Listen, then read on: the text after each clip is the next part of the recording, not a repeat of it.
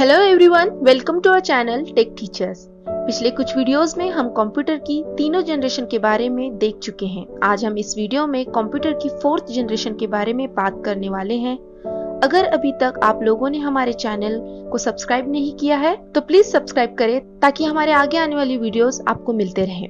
और अगर आपको कंप्यूटर की फर्स्ट जनरेशन, सेकंड जनरेशन और थर्ड जनरेशन के बारे में जानना है तो उन वीडियोस के लिंक डिस्क्रिप्शन में दिए गए हैं, वहां जाके आप उन्हें देख सकते हैं। Let's start fourth generation of computer. The period of fourth generation of computer starts from 1975 to 1989. This generation used VLSI, which stand for Very Large Scale Integrated Circuit, which contain millions of components in a single chip. इस single chip में 5000 transistor और other circuit element थे। EM Huff at Intel Corporation succeeded packing up to 1000 circuitry in a single chip, which is known as VLSI. This computer also use LSI, which is stand for Large Scale Integration.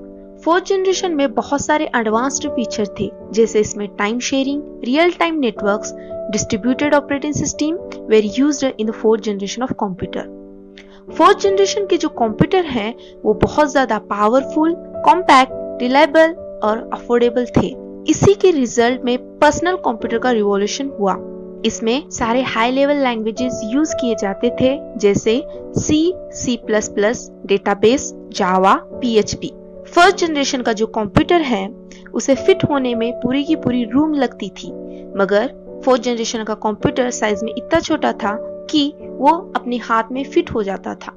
Now let us discuss some features about fourth generation of computer. First है, इसमें vast scale integrated circuit का use हुआ, जैसे कि पहले बताया गया है। फर्स्ट, सेकंड या थर्ड जनरेशन के जो कंप्यूटर है वो बहुत कॉस्टली हुआ करते थे, मगर फोर्थ जनरेशन के जो कंप्यूटर है इजीली अवेलेबल होते थे।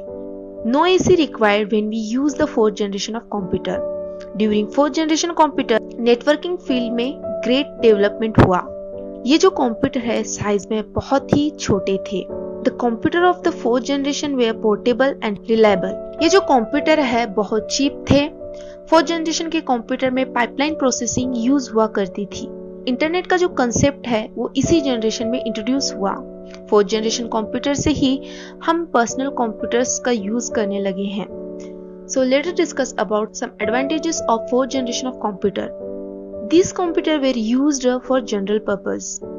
इन कंप्यूटर को एयर कंडीशन की जरूरत नहीं होती थी। फोर्थ जनरेशन के जो कंप्यूटर थे वो ज्यादा रिलायबल थे as compare to previous generation. ये कंप्यूटर कैलकुलेशन पिको सेकंड के अंदर परफॉर्म कर सकते थे। The computer of the fourth generation consumed less electricity as compared to previous generation of computer.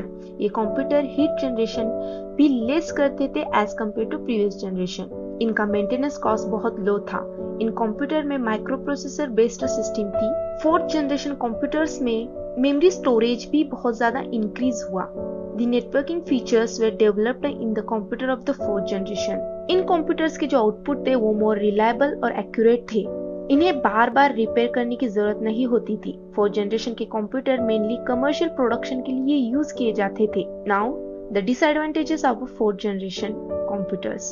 इनमें लेटेस्ट टेक्नोलॉजी की जरूरत होती थी for the manufacturing of micro processor. तो चलिए देखते हैं फोर्थ जनरेशन के कुछ कंप्यूटर। फर्स्ट है टेक 10, स्टार 1000, PDP 11, क्रे 1, ये एक सुपर कंप्यूटर है। क्रे XMP, ये भी एक सुपर कंप्यूटर है। So guys, ये थी information about fourth generation of computer. I hope all of you understand this information. If you have any suggestion for us, please comment and please like, share and subscribe our channel and press the bell icon for the new videos. Thank you.